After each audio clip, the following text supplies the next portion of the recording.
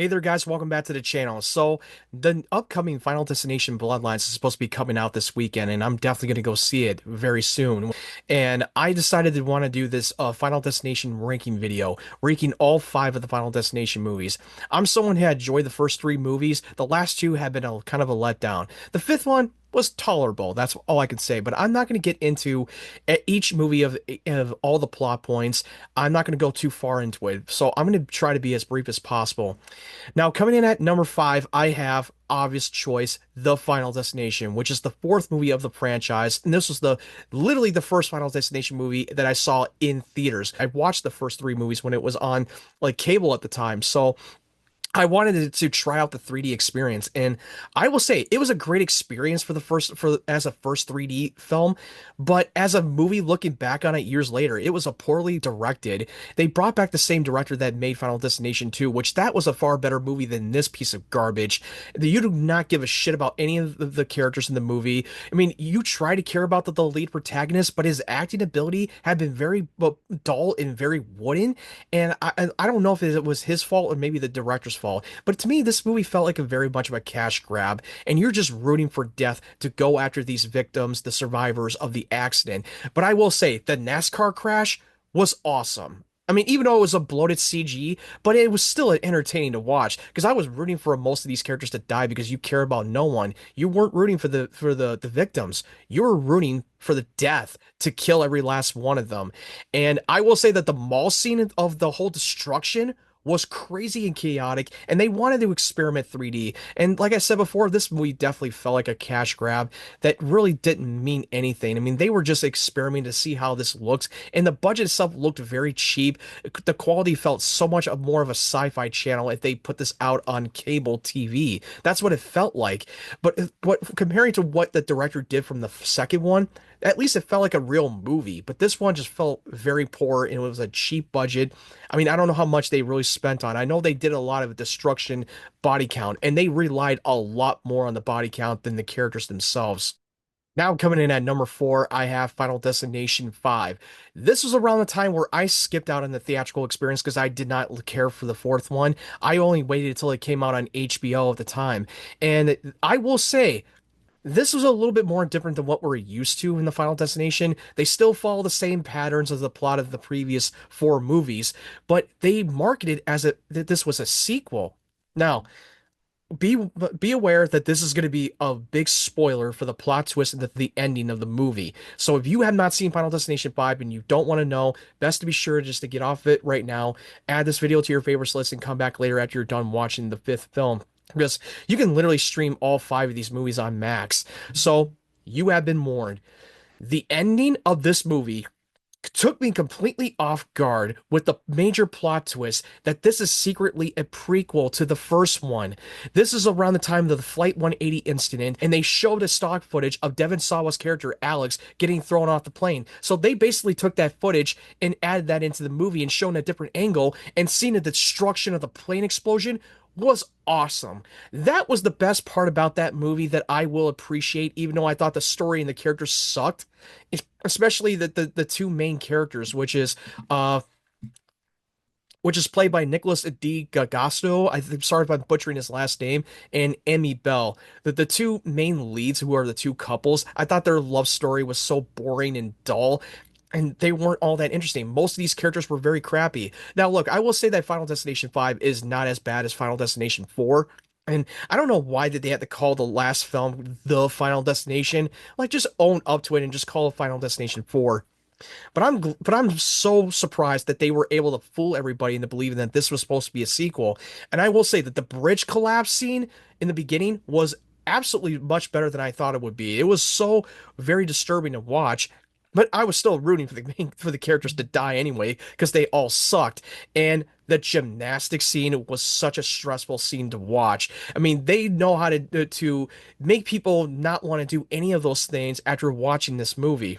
But from the fifth and the fourth one, it almost feel like you're just rooting for the body count because it's just gonna feel like a show that was on Spike TV called A Million Ways to Die. And if you've seen that show years ago when it came on Spike TV, you'll know what I'm talking about. It's pretty much accurate to the last two Final Destination films. But I will say that the fifth one was a little tolerable. It's not as bad as the last movie. And another best part of the movie, we got the returning actor, the character Bloodworth, played by Tony Todd, the legend of Tony Todd, who is also going to be in the upcoming Final Destination Bloodline, and he was my favorite character out of the whole franchise. The man who was giving them advice to the survivors from the major disasters, and to see if they would win and see if they would survive. The mystery of that character, I was always wondering who that person is. He knows everything about Death's plans, and he's the one who's cleaning up all the messes. He's the one who's giving them advices of how to beat Death's design.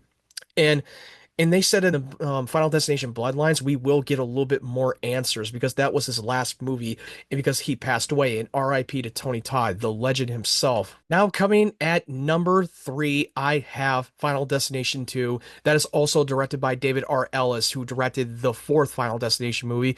This, to me, was the first movie of Final Destination franchise that I watched before I watched the first one. My older brother showed it to me back then when it was on cable because the first one was not on a cable at the time and I didn't watch it until a little bit later. But this one was definitely an underrated sequel. I'm not going to say it's one of the greatest, but it's definitely felt like a more tolerable movie. Most of the characters who are a bunch of strangers who get in the middle of a big highway pileup, who survive the pileup, and you're just mostly rooting for most of them to die. But I will say that the character Kimberly and the cop, and I can't remember his name, and it's played by Michael Landers. I can't remember the guy's name who played the cop that teams up with Kimberly's character, but I thought that their banter was really good, and I thought that Kimberly was a really good character, and she was a little bit more like tough. My biggest disappointment of the sequel is that we don't get the returning character of Alex, who was in the original film, played by Devon Sawa.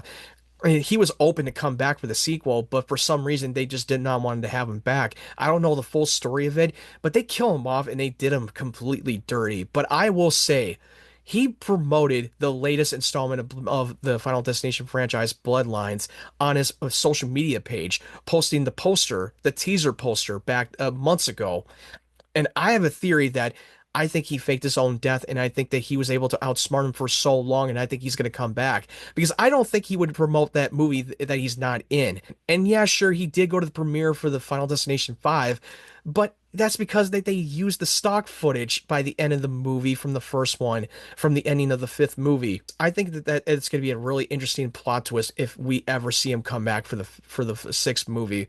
But I will say that the car freeway pileup was definitely horrifying to watch, especially the log coming down on the freeway. It makes you not want to go near it on the freeway because once you go near the wood log of the truck, you would want to turn into a different lane. And sure, the bouncing off the log was not as realistic and that it would not happen like that. But I will say that the way they did the practical of the destruction of that highway pileup was definitely a horrifying to watch, and the way they did it on the practical effects, holy shit, it was so good but horrifying at the same time. It traumatized me as a kid, especially in that apartment room. The lotto guy who got stuck in the middle of an apartment, got caught on fire, then got fucking impaled by the ladder after he made it out of there. That horrified me. It made me not want to go anywhere near this depth trap equipment back then when I was a little kid. I was so more cautious. But to be fair, this movie adds the supernatural element. When Death it gets messed with from his own design from a major disaster, he's going to try to kill them off one by one in the order that they were supposed to die in the accident, and he's doing it backwards. And the best part about that movie is when the group of the survivors have been trying to connect, and how much they were able to connect to the first movie, that these characters from the survivors were infected everyone they came in contact with, and Death is tying up loose ends. I will give them credit where credit where it's due.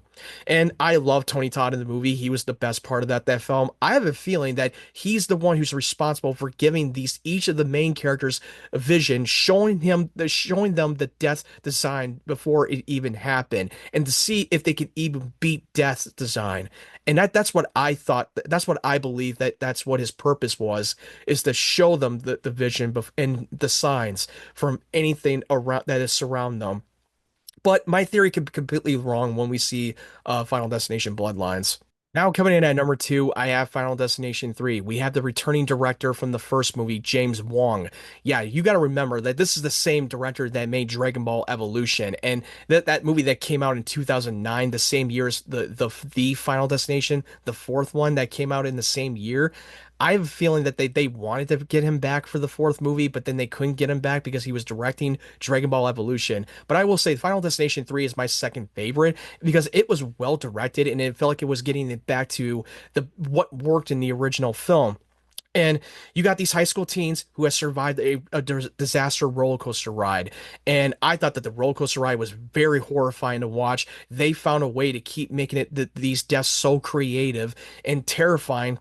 And most of these high school students, you don't really care much about them. I mean, I will say that Mary Elizabeth Winston, the one who's getting the vision, the main character, I love her performance. I don't find her character all that likable, but I thought she really shines, and I think she's an incredible actress. And this was the second movie I watched her in because the first movie I've seen her in was the Disney film called Sky High that came out like 20 years ago.